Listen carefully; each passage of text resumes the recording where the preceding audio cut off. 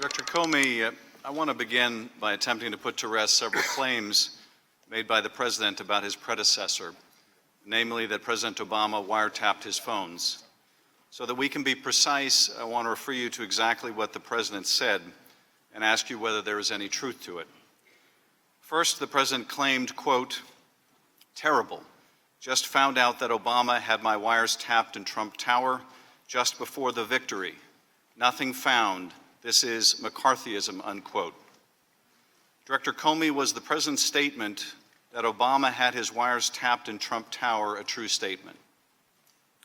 With respect to the President's tweets about alleged wiretapping directed at him by the prior administration, I have no information that supports those tweets, and we have looked carefully inside the FBI. The Department of Justice has asked me to share with you that the answer is the same for the Department of Justice and all its components. The Department has no information that supports those tweets. The President second stated, quote, "Is it legal for a sitting president to be wiretapping a race for president prior to an election? Turned down by a court earlier, a new low," unquote. Director Comey, can you answer the President's question? Would it be legal for President Obama to have ordered a wiretap of Donald Trump?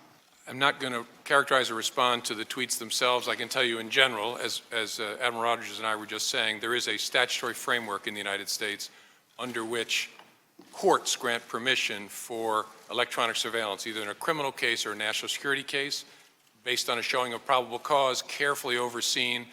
It's a rigorous process that involves all three branches of government, and it's one we've lived with since the late 1970s. That's how it works. So no individual in the United States can direct electronic surveillance of anyone. It has to go through an application process, ask a judge. The judge can then make the order. So President Obama could not unilaterally order a wiretap of anyone? No president could.